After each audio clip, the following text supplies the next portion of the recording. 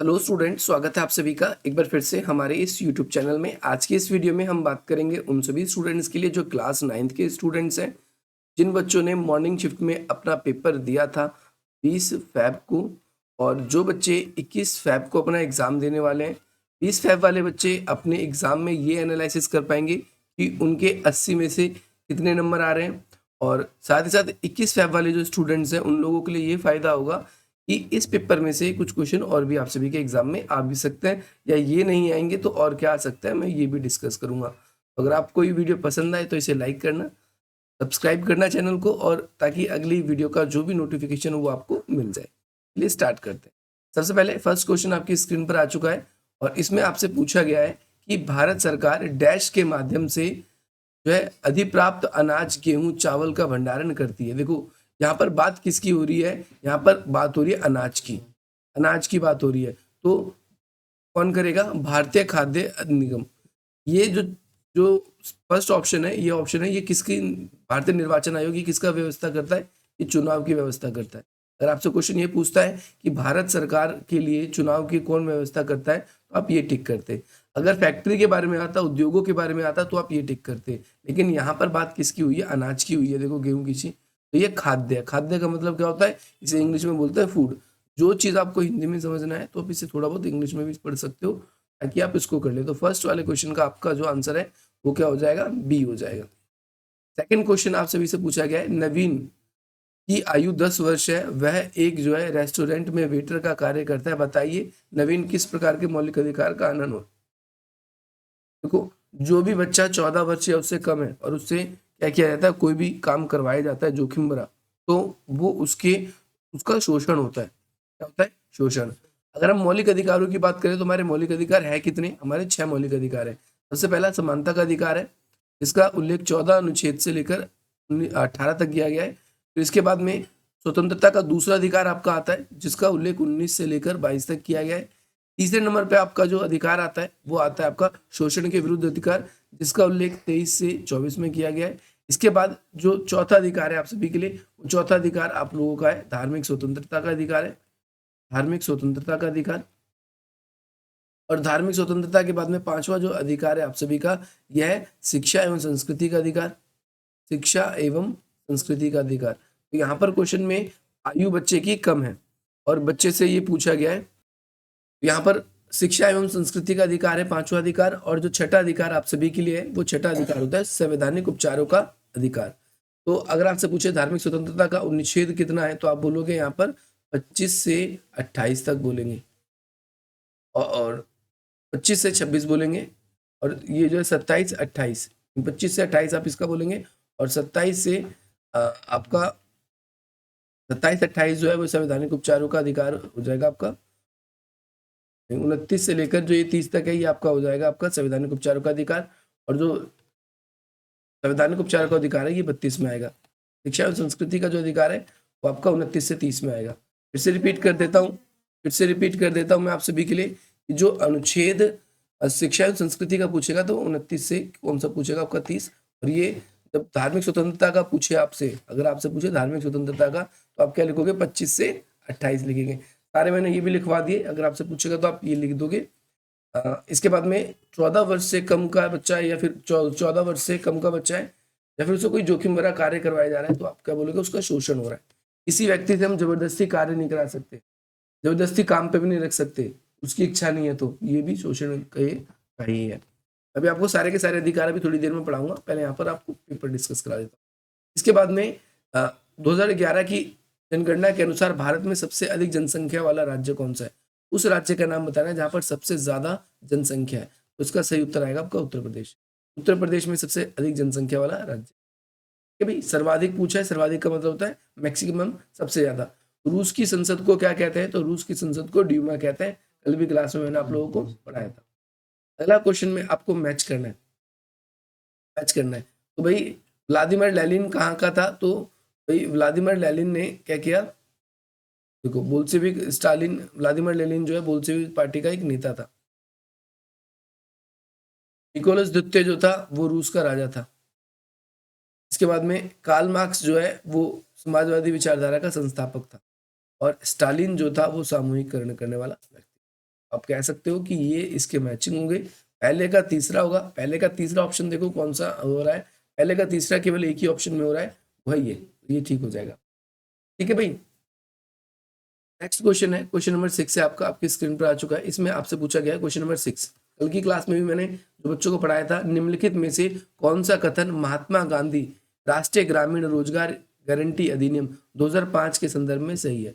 मैंने आप लोगों को बताया था कम से कम 100 दिन रोजगार मिलना चाहिए, पहली बात तो ठीक है। देखो पहला ऑप्शन किसमें है, इसमें भी है, इसमें भी है, इसमें भी है, तो इस बच्चे ने गलत टिक कर दिया है। आपको पहले ये बात ठीक है तो इसको देखना है। अब भाई इन तीनों में ये तो उत्तर हो नहीं सकता। अब कौन कौन से उत्तर होंगे, अगला देखो, 1/3 रोजगार महिलाओं के लिए आरक्षित किया गया है, ये भी बिल्कुल बात ठीक है। पहला और दूसरा किसमें दिख रहा है आपको, अब ये वाला ऑप्शन भी कट गया, पहला और दूसरा इसमें दिख रहे हैं। अब तीसरा ऑप्शन पढ़ेंगे तो पता चल जाएगा तीसरा इसमें है नहीं। ये शहरी क्षेत्र के लिए, अगला जो ये मनरेगा था, देखो राम में क्वेश्चन में क्या है, राष्ट्रीय ग्रामीण, ग्रामीण के लिए, गांव के लिए, शहरों का तो है ही नहीं है, तो ये कट जाएगा, ये ऑप्शन भी कट जाएगा। आपका सी ऑप्शन जो है बिल्कुल ठीक हो जाएगा। आगे वही बात समझ में, सी ऑप्शन इसका ठीक है। अगला क्वेश्चन है क्वेश्चन नंबर 7 में, इसमें आपसे पूछा गया है फ्रांसीसी क्रांति से संबंधित निम्नलिखित घटनाओं को कालक्रम में लगाइए। यानी फ्रांसीसी क्रांति की घटना को आप सभी को क्या करना है, कालक्रम में लगाना है। सबसे पहले अब भाई फ्रांस में लुई 16 का राजा था, लुई 16 राजा था। फिर उसके बाद में क्या कर दिया, फिर वहां पर पहले दूसरे नंबर पे आएगा, पहले आपका आना क्या चाहिए, पहले नंबर पे ही आना चाहिए, दूसरे नंबर पे आपका ये आना चाहिए, फिर तीसरे नंबर पे आपका ये आना चाहिए, और चौथे पे फिर ये आपका इस तरीके से होना चाहिए। तो याद रखना है ये वाला, इसमें कहां पर जा रहा है, ऐसा कहां पर हो रहा है।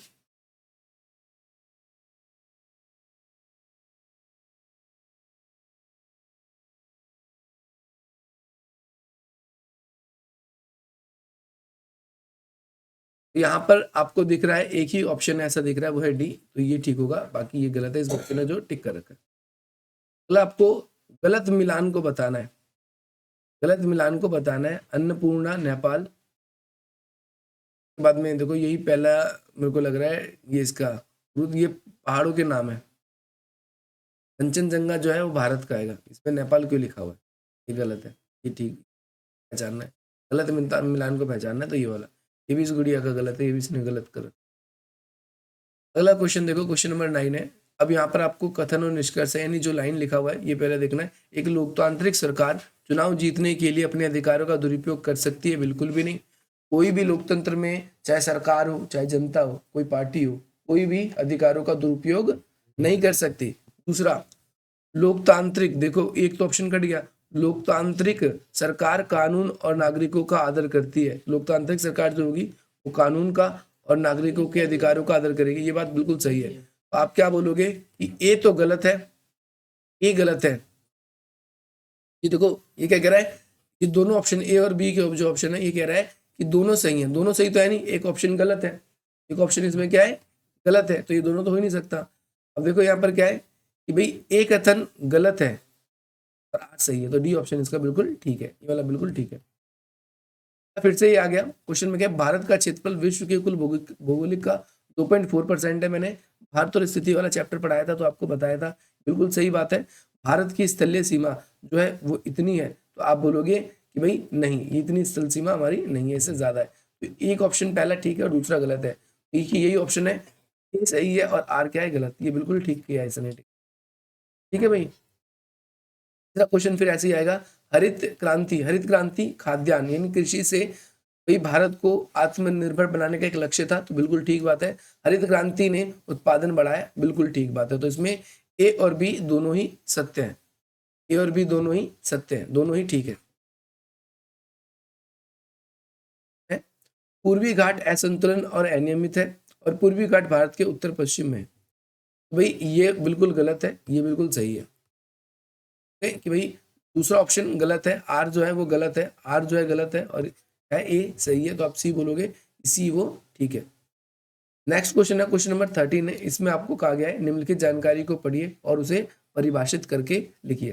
जैसे नागरिक कैसे सोचें, किस तरह अपने विचारों को अभिव्यक्त करें और अपने विचारों को किस तरीके से अमल में लाए। तो ये कौन सा अधिकार है, ये स्वतंत्रता का अधिकार है। देखो भाई किस तरह की सोच रखते हैं, अभिव्यक्ति स्वतंत्रता की, यही स्वतंत्रता का अधिकार है। अगला, भारत की जलवायु किस प्रकार की है? तो भारत की जलवायु मानसूनी, ठीक है, ये भी याद रखना है आप सभी को। अगला क्वेश्चन, डॉक्टर भीमराव अंबेडकर ने संविधान की आत्मा की संज्ञा किसको दी है? संवैधानिक उपचारों के अधिकार, इस वाले ऑप्शन को, ठीक है भाई, ये वाला क्वेश्चन भी अभी इसको मैच करना है आप सभी को भाई मैच करना है। वर्साई की संधि कब हुई थी? 1919 में हुई थी। पहला ऑप्शन सी का दूसरा ऑप्शन किसमें हो रहा है? सी का दूसरा ऑप्शन, पहले देखो, सी का दूसरा ऑप्शन इसमें भी है, इसमें भी है, इसमें भी, फंस गए इसमें। चलो अगला देखते हैं भाई। इसके बाद में प्रथम विश्व युद्ध कब हुआ? तो आप बोलोगे भैया 1914 में हुआ। पहले का ऑप्शन डी किस में जा रहा है? पहले का ऑप्शन देखो, डी केवल इसमें जा रहा है और किसी में नहीं है। ये वाला इसमें भी जा रहा है, लेकिन ये वाला का सी अलग था, ये वाला अलग था। हम कह सकते हैं गलत है, ये वाला ऑप्शन ठीक है। सारे मैच करने की भी जरूरत नहीं पड़ी, देखो ऐसी हो गया मैचिंग। आप कहोगे कि ये वाला क्वेश्चन सही है, बाकी आपको करने की जरूरत नहीं है। प्रथम विश्व युद्ध की समाप्ति हर कोई बच्चा जानता है, 1918 में हुआ। अब तुम देख लो डी का ए, डी का ए यहाँ जा रहा है, पहले का डी यहाँ जा रहा है, ए का डी जा रहा है, यानी पहले का चौथा जा रहा है, चौथे का पहला जा रहा है ये, और फिर जो बच गया ये वाला बनेगा, ठीक है। अगला, नेल्सन मंडेला, देखो भाई इससे भी क्वेश्चन आ गया है, उसकी आत्मकथा का नाम क्या है? The long walk to freedom, ये मैंने आपको पढ़ाया भी था, the long walk to freedom, ये आपको लिखना था। नेक्स्ट क्वेश्चन है, निम्नलिखित कथन पर पठार के बारे में सही है? दक्कन का पठार त्रिकोण भूमि पर है। हाँ बिल्कुल ठीक बात है, दक्कन का पठार त्रिकोण भूमि पर है। दक्कन के पठार नर्मदा नदी के दक्षिण में स्थित है। अगला, सतपुड़ा के जो है रेगड़ पठार के उत्तर में स्थित है। तो भाई ये तीनों, ये इसका तीनों सभी उत्तर इसके सही है, ये वाला डी ऑप्शन टिक करोगे। नेक्स्ट है, केरल एवं कर्नाटक में होने वाली मानसूनी पवने को क्या कहा जाता है? जो मानसूनी पवने वो कौन सी कहलाती है आपकी? दक्षिण पश्चिम, कौन सी कहलाती है? दक्षिण दक्षिण पश्चिम। नेक्स्ट क्वेश्चन, निम्नलिखित में से भारतीय संविधान के सदस्य कौन नहीं था? तो डॉक्टर भीमराव अंबेडकर जो है, ओ सॉरी, ये महात्मा गांधी जो है इसके सदस्य नहीं थे, ठीक है भाई, ये इसके सदस्य नहीं थे। तो ये सारे के सारे भाई आप सभी के लिए क्वेश्चन में पूछा गया, मानसून की वापसी ऋतु, यानी मानसून जब वापस में होता है तो वहां पर क्वार की उमस क्यों होती है? क्वार की उमस इसलिए होती है क्योंकि मानसून की हवा ठंडी ठंडी आती है और गर्मी का मौसम धीरे धीरे शुरू हो जाता है, इसीलिए जो है क्वार का जो उमस कहा जाता है। मुझ में आ रहा है? जैसे जब बरसात हो जाती है और उसके बाद उमस होती है, ठीक इसी प्रकार से मानसून लौट रहा होता है तो दक्षिण भारत के साइड में क्या हो जाता है? गर्म मौसम होना शुरू हो जाता है और वही क्वार का उमस कहलाता है। अगला क्वेश्चन ये वाला आसान था और मैंने आपको बताया भी था, लोकसभा और राज्यसभा में अंतर। लोकसभा में 250 सदस्य होते हैं, इसमें 543 सदस्य होते हैं। पहली बात, लोकसभा में क्या है, अधिकार की बात हो रही थी, तो अधिकार में आप कह दोगे कि कैबिनेट मंत्री जितने भी बनते हैं वो लोकसभा के प्रति उत्तरदायी होते हैं। ये वाला दोनों में से एक करना था। पहला पॉइंट आप लिख देते, कैबिनेट मंत्री जितने भी होते हैं वो लोकसभा के प्रति उत्तरदायी होते हैं। दूसरी बात, जो धन विधेयक होता है वो लोकसभा में ही पेश होता है, आप ये लिख सकते हैं।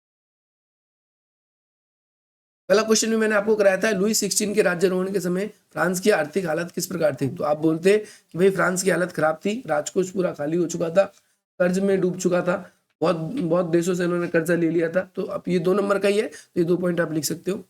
तो दीर्घकालीन भुखमरी, दीर्घकालीन का मतलब है लंबे समय तक जो भुखमरी होती है, जब खाद्यान्न संकट होगा लंबे समय तक, और ऐसी स्थिति में खाद्यान्न संकट का मतलब है खाने का जो उत्पादन होता है, उत्पादन कम होगा, तो ऐसे समय में हम क्या नहीं कर पाएंगे? लोगों को खाना नहीं दे पाएंगे। तो ये दीर्घकालीन भुखमरी कहलाती है। दीर्घकालीन भुखमरी के लिए जिम्मेदार किसी एक कारण का नाम बताइए, तो आप इसमें कहोगे खाद्यान्न संकट हो सकता है, खाद्यान्न संकट, खाद्यान्न संकट, या फिर कोई आप ऐसे भी लिख सकते हो प्राकृतिक आपदा, आप दोनों में से कुछ भी लिख सकते थे भाई। वर्साई की संधि के बारे में मैंने आप लोगों को बताया था कि नहीं? मैंने आपको बताया था वर्साई की संधि में क्या किया गया था, इसे 1919 में तैयार किया गया था और जर्मनी से युद्ध का सारा हर्जाना लिया गया था। जर्मनी के जो क्या नाम है, जितने गुलाम थे, उपनिवेश थे, वो सारे छीन लिए गए थे। जर्मनी का जो राइन नदी का अधिकार था वो भी छीन लिया था, उसके सैनिक भी जो थे सीमित कर दिए गए थे, केवल 3 नंबर का था। तो आप ये क्वेश्चन ऐसे इसको एक्सप्लेन कर सकते थे। अगला, आर्थिक मंदी के दौरान नाजी आंदोलन क्यों एक जन आंदोलन बन गया? देखो जब आर्थिक मंदी चल रही थी तो जर्मनी में हर एक चीज की कीमत आसमान छूने लग रही थी, हर एक चीज की कीमत क्या हो रही थी? आसमान को छूने लग रही थी, और बहुत सारे लोग ऐसे थे जो अपना रोजी रोटी या अपना भरण पोषण बिल्कुल भी नहीं कर पा रहे थे। तो नाजी पार्टी ने लोगों को ये विश्वास दिलाया कि अगर आप हमें चुनते हैं तो हम क्या करेंगे? आपके यहाँ पर बदलाव करेंगे। और यही बात है कि 1929 में जो ये आर्थिक मंदी आई थी पूरे विश्व स्तर पर, उसके बाद नाज़ी पार्टी पे लोग भरोसा करने लगे और धीरे धीरे ये काफी तेजी से आगे बढ़ने लगा था। बोलो आगे मेरी बात समझ में। नेक्स्ट है, अब नीचे दी गई जानकारी को पढ़ के आपको देश का नाम बताना है। वह भारत का पड़ोसी देश जिसकी सीमा राजस्थान से मिलती है, तो इसका उत्तर है पाकिस्तान। पाकिस्तान। नेक्स्ट, वह पड़ोसी देश जिसकी सीमा अरुणाचल प्रदेश से मिलती है, तो अरुणाचल प्रदेश से हम लिख सकते हैं चीन, चीन की सीमा मिलती है। वह पड़ोसी देश जिसकी सीमा उत्तर प्रदेश से मिलती है, हम लिख देते हैं नेपाल। कि भाई आगे बात समझ में। अगला क्वेश्चन नंबर 27 है, भारतीय संविधान की बुनियादी मूल्यों का वर्णन करें। भारतीय संविधान के बुनियादी मूल्य जो है मैंने आप लोगों को बताया था भारत के संविधान की प्रस्तावना के बारे में। हम भारत के लोग भारत को संपूर्ण प्रभुत्व संपन्न लोकतांत्रिक गणराज्य, साथ ही साथ में स्वतंत्रता, समानता, अंतर्निरपेक्ष, समाजवाद, ऐसे शब्दों के बारे में मैंने एक्सप्लेन करवाया था। आपको इसी शब्द को इसमें एक्सप्लेन करना था। बुनियादी मूल्य ये है इसके अंदर। अगला क्वेश्चन है, क्वेश्चन नंबर 28 है। इसमें आपसे पूछा गया था कि मानव संसाधन के विकास के बिना देश का विकास असंभव है। यानी मनुष्य जब तक खुद विकसित नहीं होगा, जैसे फॉर एग्जांपल आपके देश में बहुत सारे संसाधन है, जैसे आपके देश में क्या है, बहुत सारे संसाधन। एग्जांपल दे रहा हूं मैं आप लोगों को। आपके देश में कोयला है, पेट्रोल है, लेकिन आपके पास में मानव संसाधन नहीं है। मानव संसाधन ना होने का मतलब है आपके पास तकनीकें नहीं है, मनुष्य में इतना कौशल नहीं है, मनुष्य के पास इतना ज्ञान नहीं है। तो आप उन संसाधनों को जमीन से कैसे निकालोगे? आप निकाल ही नहीं पाओगे। आप जमीन से उन संसाधनों को निकाल नहीं पाओगे, तो हमारे देश का विकास होगा भी नहीं। जैसे फॉर एग्जाम्पल आज वर्तमान समय में आप देखते हो, इंस्टाग्राम चलाते हो, आप यूट्यूब चलाते हो, तो उसमें कुछ काले काले लोगों की वीडियो आती है जिसमें कहते हैं वो देंगे देंगे। तो उन लोगों का पास संसाधन की ऐसी बात नहीं है कि कोई कमी नहीं है ना, पास ऐसा नहीं कि संसाधन की कमी नहीं है, लेकिन उनके पास तकनीक नहीं है। और जिनके पास टेक्नोलॉजी नहीं है, फॉर एग्जाम्पल दे रहा हूं मैं, आपके पास जमीन तो बहुत सारी है लेकिन पानी नहीं है, तो आप खेती कैसे करोगे? खेती कैसे करोगे? खेती नहीं कर सकते आप। तो मानव संसाधनों का भी विकास होना जरूरी है, ना इसके बगैर विकास नहीं हो सकता। क्वेश्चन नंबर 29 है। इसमें आपसे पूछा गया खाद्य सुरक्षा क्यों जरूरी है। अब सीधी सी बात है, खाद्य सुरक्षा हमारे लिए बहुत कारणों से जरूरी है। खाद्य सुरक्षा अगर नहीं होगा तो भविष्य में अगर कोई अकाल पड़ेगा तो हम उस अकाल से लड़ नहीं पाएंगे। जैसे एग्जाम्पल देते हैं, एक अकाल वाली स्थिति हो गया। दूसरा, आप सबने कोरोना काल देखा, कोरोना आ गया तो कोरोना लगभग 2 साल तक पूरी देश बुरी तरीके से प्रभावित रहा। उस बीच में बहुत सारे लोग ऐसे थे जिन लोगों को क्या था कि भाई जिनका रोजगार नहीं चल रहा था। तो ऐसी स्थिति में सरकार द्वारा क्या किया जा रहा था, दो ही मुहिम चलाई जा रही थी कि कोई व्यक्ति भूखा ना रहे। पहली बात तो जिन लोगों के पास में राशन कार्ड था उन लोगों को फ्री में राशन दिया जा रहा था, जो बच्चे स्कूल जाते उनको भी राशन दिया जा रहा था। और तीसरी बात, अलग अलग स्कूलों के अंदर जो है बच्चों को राशन और साथ ही साथ जो भी व्यक्ति खाना है उनको खाना दिया जा रहा था सरकार की तरफ से। तो कभी भी हमारे देश में महामारी फैलती है, पहली पॉइंट, तो खाद्य सुरक्षा हमारे काम आता है। सरकार के पास स्टॉक में था अनाज, तभी तो सरकार सबकी मदद कर पाई। सरकार के पास अनाज अगर होता नहीं तो मदद कर पाती। तीसरी बात, हम अपने आने वाली पीढ़ी को कुपोषण या अलग अलग तरह की जो बीमारी है उनसे बचाएं, इसके लिए भी खाद्य सुरक्षा क्या है, जरूरी है। तो ये वाला क्वेश्चन भी आप लोगों का हो गया। नेक्स्ट क्वेश्चन है क्वेश्चन नंबर आप सभी का 30। इसमें पूछा गया है भारत में कैबिनेट सबसे अधिक प्रभावशाली संस्था है। कैबिनेट के भीतर सबसे प्रभावशाली व्यक्ति प्रधानमंत्री होता है। इसमें आपको प्रधानमंत्री की शक्तियों का वर्णन करना था। आप क्या कहते हैं कि प्रधानमंत्री जो है वो सरकार का प्रमुख होता है। आप क्या लिखेंगे, जो सरकार का जो प्रमुख होता है वो कौन होता है, प्रधानमंत्री होता है। ये आपको याद रखना है, सरकार का जो प्रमुख होता है वो कौन होता है, प्रधानमंत्री होता है। और इसके साथ साथ आपको ये ध्यान रखना है, जितने भी कैबिनेट मंत्री बनते हैं उन सभी कैबिनेट मंत्री की जो नियुक्ति है वो करता तो राष्ट्रपति है, लेकिन प्रधानमंत्री उसे बताता है कि किसे मंत्री बनाना है, किसे मंत्री से हटाना है। तीसरी बात, संसद में जब भी बहस होती है तो प्रधानमंत्री विपक्ष के नेताओं के लिए जवाबदेही होता है। प्रधानमंत्री हमारे देश के, तो यहाँ पर हमने देखा प्रधानमंत्री के पास में कई सारी पावर होती है। प्रधानमंत्री जो है वो हमारे देश के जो अलग अलग हम देखते हैं, कोई निर्माण कार्य देश में होता है तो उसमें उद्घाटन का मुख्य कार्य करता है। इसके अलावा आप ये भी लिख सकते हो कि प्रधानमंत्री के पास पावर ये भी होती है कि विदेशों में जितने हमारे संबंध होते हैं दूसरे देशों से, तो वो जाकर अच्छे संबंध बनाने की कोशिश करता है। सरकार की जो भी कमियां निकलती है प्रधानमंत्री उसके प्रति जिम्मेदार रहता है। अगला पॉइंट, अगला क्वेश्चन जो है आपसे और में पूछा गया, हमें संसद की आवश्यकता क्यों है? कानून बनाने के लिए, पहली बात। दूसरा, संविधान में संशोधन करने के लिए। तीसरी बात जो है, बहस का एक मंच प्रदान करने के लिए।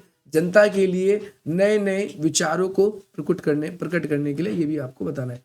अगला क्वेश्चन आपसे पूछा गया, 2 क्वेश्चन है, तो आप नीचे वाला क्वेश्चन कर लेते, ज्यादा इजी होता। नदी प्रदूषण के क्या कारण है? तो नदी प्रदूषण के कई सारे कारण है। ऐसे पहले बोलोगे कि मनुष्य क्या करते हैं, जो नालियां हैं वो नदियों में प्रवाहित कर देते हैं, पहला पॉइंट आप ये लिख दोगे। दूसरा पॉइंट आप इसके अंदर ये लिख दोगे कि बहुत सारे व्यक्ति ऐसे भी होते हैं पाठ का सामान धार्मिक कारण उसके अंदर मतलब डाल देते हैं। कई लोग भैंसों का नहलाते हैं, कई लोग खुद शौच वगैरह जाते हैं, है ना। और बहुत से लोग क्या होते हैं कि नदियों के अंदर ही अलग अलग तरह के जानवरों को नहला देते हैं, मार के फेंक देते हैं। तो ये सारे कारण होते हैं। इसको रोकने के लिए कुछ उपाय देने हैं, तो आप ये सारे काम ना करोगे। नदी में मूर्तियां ना फेंको, पूजा पाठ का काम ना करो, जो नालियां जो बह के जा रही है नदियों में वो ना करें। इसके अलावा धार्मिक कारण अनुष्ठान जो होता है वो भी ना करें। नदियां देश की अर्थव्यवस्था के लिए जरूरी होती है, क्यों? क्योंकि देश के अंदर क्यों नदियों के द्वारा हम एक स्थान से दूसरे स्थान पे कई बार जुड़ते हैं। जैसे अब यहाँ पर बीच में नदी है, इधर भी लोग रहते हैं, इधर भी लोग रहते हैं, तो नदी के थ्रू या तो नाव से पार करके या फिर पुल से हम एक दूसरे से जुड़ेंगे। दूसरी बात, नदी क्या करती है, जिन क्षेत्रों में पानी की सुविधा नहीं है वहां पर नदी से नहर बनाई जाती है और वहां पर पानी पहुंचाया जाता है। उन नहरों से सिंचाई की व्यवस्था करवाई जाती है और इन नदियों से पानी जो है साफ करके जो है शहरों में या अन्य इलाकों में फिल्टर करके लोगों के घर पाइपलाइन के थ्रू पहुंचाया जाता है। अगला क्वेश्चन है, भारत में बेरोजगारी के लिए क्या क्या कारण जिम्मेदार हैं? 5 पॉइंट बताने आपको, 5 नंबर का है। तो भारत में बेरोजगारी के लिए बहुत सारे पॉइंट जिम्मेदार हैं। तो भारत के अंदर बेरोजगारी के लिए हम ये भी कह सकते हैं कि सरकार कई बार जनता के लिए अच्छी व्यवस्था नहीं कर पाती, इसीलिए कई बार प्रचंड बेरोजगारी होती जा रही, जनसंख्या बढ़ रही है। कई बार जो है ऐसे लोग भी होंगे जो योग्यता रखते हैं लेकिन तब भी उन्हें कार्य नहीं मिल रहा, इस वजह से भी हो रहा है। बेरोजगारी बढ़ने का एक कारण ये भी है कि कई लोग शराब पीते हैं और उन्हें काम से निकाल दिया जाता है और बेरोजगारी बढ़ रही है। अगला क्वेश्चन है, बेरोजगारी का क्या क्या प्रभाव पड़ रहा है? बेरोजगारी का आपको बताना है क्या क्या प्रभाव पड़ रहा है। सीधी सी बात है, देश की अर्थव्यवस्था खराब हो रही है। दूसरी बात, परिवार के अंदर हिंसक लड़ाइयाँ होती है, जब पुरुष कमा के नहीं लाता या महिला कमाने जाती है, महिला कमाती नहीं, तो बच्चे क्या करते हैं, बच्चों को काम करना पड़ता है, बच्चों की शिक्षा नहीं हो पाती, लोग अपना अच्छा इलाज नहीं कर पाते, हम ये भी कहेंगे। और साथ ही साथ में सरकार जो है, सरकार को मिलने वाला जो टैक्स है वो भी क्या हो जाता है, कम हो जाता है। बेरोजगारी के हम कह सकते हैं ये सारे के सारे प्रभाव है। अगला, स्टालिन की सामूहिकरण की नीति। देखो, जिस बच्चे ने मैचिंग में ये वाला पॉइंट सामूहिकरण और मैचिंग करना था, तो स्टालिन का सामूहिकरण ये लिखा हुआ है। जिस बच्चे ने आगे भी थोड़ा दिमाग लगाया होता तो वाला क्वेश्चन और ठीक कर सकता था। स्टालिन की सामूहिकरण की नीति ये थी कि स्टालिन चाहता था कि देश में जितने भी लोग हैं उन सबको क्या कर दे, एक कर दे। देश में जितने भी लोग हैं उन सबको क्या कर दिया जाए, एक कर दिया जाए। और साथ ही साथ में सरकार ऐसी नीतियों का पालन करे जिससे समाज में हर किसी व्यक्ति को लाभ पहुंचे। तीसरी बात, कोई भी व्यक्ति सरकार के ऊपर संदेह ना करे इससे, और इससे पूरे देश का क्या हो, विकास हो। रूस की जो क्रांति हुई थी, अक्टूबर क्रांति, उससे संबंधित घटनाओं का वर्णन करें। मैंने आपको बताया था पहले हुई थी फरवरी मार्च की क्रांति, कल की क्लास में भी पहले फरवरी मार्च की क्रांति हुई थी। और फरवरी मार्च की क्रांति के बाद में हमने ये भी देखा कि फरवरी मार्च की क्रांति में राजा जार तो हट गया था, लेकिन उसके बाद सत्ता में कौन आया था, वहां के अमीर लोग। गरीबों का भला नहीं हो रहा था। इसके बाद दोबारा अक्टूबर में फिर क्या हुई थी, क्रांति की गई थी, जिसके बाद में सत्ता की जो बागडोर थी वो गरीबों के हाथ में या फिर सर्वहारा वर्ग के हाथ में आ गई थी। अब यहाँ पर ये पैसेज पढ़ना था, इस पैसेज को पढ़ के आपको यहाँ पर इसका उत्तर बताना है। तो भाई ये जो अगला क्वेश्चन आप लोगों को दिया, ये पैसेज में से ढूंढ के लिखना है। तो पैसेज में से बिल्कुल ढूंढ के आप बिल्कुल आसानी से लिख सकते हो। 35 वाला क्वेश्चन भी ये भी पैसेज में से ढूंढ के लिखना था, ये भी बच्चों ने कर लिया। 36 वाला भी आपको ऐसे ही करना था। अब कुछ मानचित्र आधारित प्रश्न है, जैसे प्रथम विश्व युद्ध में केंद्रीय शक्ति से संबंधित देश। मेरे पास जो मैप तो आया नहीं है बच्चों का, लेकिन केंद्रीय शक्ति में कौन कौन थे आपको पता है, तुर्की था, फिर इसमें आप कहोगे कौन था, जर्मनी था और ऑस्ट्रिया था। ऑस्ट्रिया, तो ये देश है। इन तीनों में से एक आपसे पूछा गया होगा। प्रथम विश्व युद्ध में एकमात्र मित्र राष्ट्र संबंधित देश, नहीं, उसको मैप में उस देश का ही टिक करना था बेटा आपको। मानचित्र पे सही जगह पर नाम लिखना था आपको। मित्र राष्ट्र में किसी एक देश, अब या तो फ्रांस पे टिक होकर आया होगा वहां पर, या फिर आप लोगों के लिए ब्रिटेन पे टिक होकर आया होगा, या फिर आप लोगों के लिए रूस पे टिक होकर आया होगा, या आपका यूएसए संयुक्त राज्य अमेरिका, इनमें से किसी एक पे टिक होकर आया होगा। इसके अलावा भारत का जो मैप था उसके अंदर आपको जो है के टू है, कराकोरम 2 बोल देते हैं, भारत के सबसे ऊंचे है। अन्नामुडी मलाई पर्वत है, एक वो है। भारत की 2011 की जनसंख्या के अनुसार सबसे कम जनसंख्या घनत्व वाला राज्य है। मैंने आप लोगों को बताया सबसे कम जनसंख्या किसमें, सिक्किम में, सिक्किम में, है ना। अनाईमुड़ी पर्वत जो है ये आपके मणिपुर के पास में, मणिपुर के पास में। और आपका पुलिकट झील जो है वो मैप में लोकेटेड होगा, तो वहां पर आप लोगों को बताना था। इसके अलावा नीचे का जो प्रश्न है वो दृष्टि बाधित बच्चों के लिए, जिन्हें दिखता नहीं है, वो उनको करना था। तो आप लोगों को तो दिखता है, तो आपका पेपर हो गया, ठीक है भाई। अच्छा, तो अगर वीडियो पसंद आएगी तो आप इसे लाइक कर देना, चैनल को सब्सक्राइब कर देना, ठीक है भाई।